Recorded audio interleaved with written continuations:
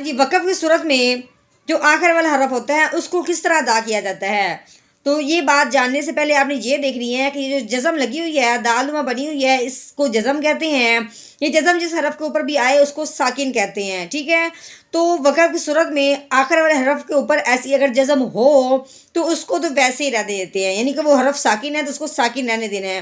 اگر تو وہ نہ ہو، جیسے کہ نون کے اوپر جزم نہیں ہے بلکہ نون کے نیچے اپنی زیر ہے، تو اب ہم نے کیا کرنا ہے کہ وقف کی صورت میں اس کو ایسے ساکن بنا دینا ہے، جیسے کہ جس حرف کے اوپر جزم آئے تو وہ حرف ساکن ہوتا ہے، ویسے ہی ہم نے اس کو ساکن بنا دینا ہے اگر اس کے اوپر ساکن والا جزم نہیں ہے تو کیسے ساکن کریں گے؟ تو آپ نے محسوس کرنا ہے کہ ہم نے صرف اس کی آواز کو واضح، نون کی آواز واضح نہیں کرنی ہے، صرف اس کی آواز کی بنبناہٹ جو محسوس ہوتی ہے بس وہی لے کے آنی ہے۔ جیسے کہ ہم نے ہماری جو زبان وہ مسوڑوں پہ لگتی ہے تو اسی طرح ہم نے اپنی زبان کو صرف مسوڑوں پہ ٹچ کر دینی ہے۔ تو کیسے کریں گے؟ آگے وقف مسکین، ٹھیک ہے، نون کی آواز مسوڑوں پہ جب زبان لگتی ہے تو وہ نکلتی ہے، تو ہم نے اس کو بس زبان اپنی مسوڑوں پہ لگا دینی ہے، مسکین۔ نحمده ونصلي على رسوله الكريم، اما بعد فاعوذ باللہ من الشیطان الرجیم، بسم اللہ الرحمن الرحیم۔ السلام علیکم ورحمۃ اللہ وبرکاتہ۔ امید ہے آپ سب خیریت سے ہوں گے، انشاءاللہ جہاں ہوں گے ایمان اور صحت کی نعمت سے مالا مال ہوں گے۔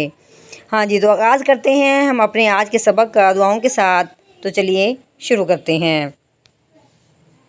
اللہم صلی علی سیدنا و مولانا محمد وعلی آل سیدنا و مولانا محمد وبارک وسلم۔ رب اشرح لی صدری ویسر لی امری واحلل عقدۃ من لسانی یفقہوا قولی۔ رب زدنا علما، رب زدنا علما، رب زدنا علما۔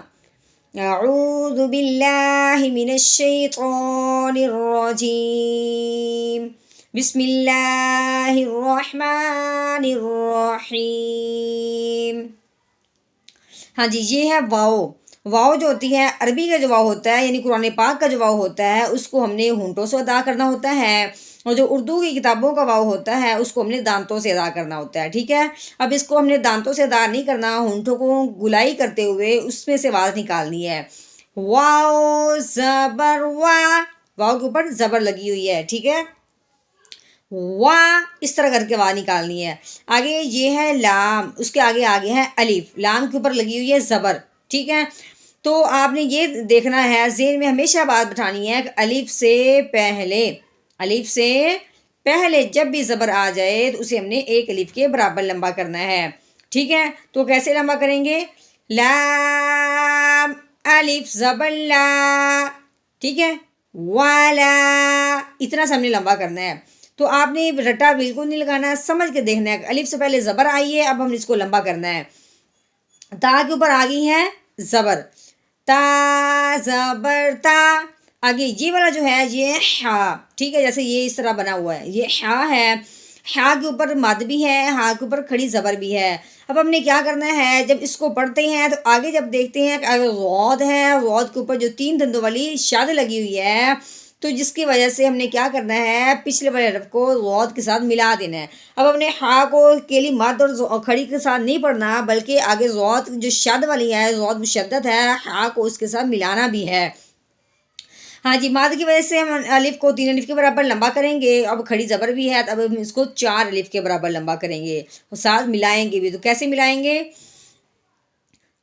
ہا غود مد کھڑی زبر ہا، تا ہا، ٹھیک ہے۔ اب غود کے اوپر جو پیش ہے اب ہم نے وہ پڑھنی ہے۔ آگے جب دیکھا ہے تو واو ساکن ہے، یعنی کہ واو کے اوپر جو جزم لگی ہوئی ہے، یہ جو دادما بنی ہوئی ہے اس کو جزم کہتے ہیں، جزم جس حرف کے اوپر بھی آتی ہے اس کو ساکن کرتے ہیں، ٹھیک ہے۔ جہاں بھی آپ کو واو ساکن نظر آئے تو آپ نے یہ دیکھنا ہے کہ پچھلے والا حرف ہے اس کے اوپر کیا لگا ہوا ہے، زبر ہے، زیر ہے یا پیش ہے۔ اس کو پڑھنے کا جو ہوگا فائنل سمجھ طریقہ وہ ہم نے پیچھے کو دیکھ کے کرنا ہے، کیونکہ واو ساکن سے پہلے جب پیش آ جاتی ہے تو اس کو ہم نے ایک الف کے برابر لفظ کو لمبا کرنا ہوتا ہے۔ تو یہ کب پتہ چلا ہے؟ جب ہم نے واو ساکن سے پہلے پیچھے دیکھا ہے تو، ٹھیک ہے. غود واو پیش غو تحاو. آگے ہے نون کے اوپر زبر، نون زبر نا تحاونا. ٹھیک ہو گیا. ہاں جی. آگے ہے عین، عین کے اوپر زبر لگی ہوئی ہے. آگے یہ ہے لام، لام کے اوپر کھڑی زبر لگی ہوئی ہے. یہ جو یا ہے یہ اب ہم پڑھنے میں نہیں لے کے آئیں گے، لکھنے میں آئی ہے. ٹھیک ہے. لا عین زبر ع، لام کھڑی زبر لا، علا. ٹھیک ہے. اس کو ہم نے ایک الف کے برابر لمبا کرنا ہے. اگر تو کے اوپر زبر آ گئی ہے، عین کے اوپر بھی زبر ہے، تو زبر تو. ہاں جی. عین کے اوپر جو زبر لگی ہوئی ہے اس کے ساتھ دیکھیں آگے الف آ گیا ہے، الف سے پہلے زبر آ گئی ہے. الف سے پہلے زبر آ جائے تو ہم نے کیا کرنا ہے، ایک الف کے برابر لمبا کرنا ہے، جیسے کہ ابھی ہم نے یہاں پہ بات کی تھی. عین الف زبر ع، تو ع. میم کے نیچے زیر ہے. آگے جو الف ہے یہ پڑھنے میں نہیں آئے گا آگے، کیونکہ جو لام ہے اس کے اوپر جزم لگی ہوئی ہے. جو جزم والا حرف ہوتا ہے وہ پچھلے والے حرف کو اپنے ساتھ ملاتا ہے. اب ہم نے میم کو اس لام ساکن کے ساتھ ملانا ہے جس کے اوپر جزم آ گئی ہے. میم لام زیر مل، تو عامل. ٹھیک ہے. مل اس کو ہلانا بالکل بھی نہیں ہے، کیونکہ حروف جو ہلانے والے ہوتے ہیں وہ علیحدہ ہیں، ان کے علاوہ کسی حرف کو نہیں ہلاتے. ٹھیک ہے. تو عامل. آگے میم کے نیچے زیر ہے، آگے سین کے اوپر آگئی ہے جزم، یعنی کہ سین ساکن ہے. اب ہم نے میم کو سین ساکن کے ساتھ ملانا ہے، لیکن سیٹی کی آواز نکالتے ہوئے. میم سین زیر مس. ٹھیک ہے. سین کی سیٹی کے بعد رکھنی ہے، مس. کاف کے نیچے زیر آ گئی ہے، آگے یا کے اوپر جزم آ گئی ہے تو یا ساکن ہو گیا. یا ساکن سے پہلے جب بھی زیر آ جائے، یا ساکن سے پہلے زیر آ جائے تو اسے ایک الف کے برابر لمبا کرتے ہیں. اب ہم نے اس کو کاف کو یا کے ساتھ ملاتے ہوئے ایک الف کے برابر لمبا کرنا ہے، تو کیسے کریں گے. کاف یا زیر کی، مس کی. نون کے نیچے زیر لگی ہوئی ہے، نون زیرنی، مسکینی. آگے آ گیا وقف. تو وقف کی صورت میں جو آخر والا حرف ہوتا ہے اس کو کیا کرتے ہیں، ساکن کرتے ہیں، جیسے یہ حرف کو ساکن کر دیتا ہے. ٹھیک ہے. یہ جزم ہوتی ہے، یہ جس حرف کے اوپر بھی آئے اس کو ساکن کرتے ہیں. لیکن وقف کی صورت میں اگر تو ایسا ہو آخر والا حرف پہلے ہی ساکن ہو تو وہ ایسے ہی رہتا ہے، اگر ایسا نہ ہو تو پھر اس کو ساکن کر دیتے ہیں. تو جب ہم اس کو ساکن کریں گے تو نون کی صرف ہلکی سی آواز محسوس کرنی ہے. تو اب دیکھیں ہم کیسے کرتے ہیں. آگے وقف، مسکین، مسکین.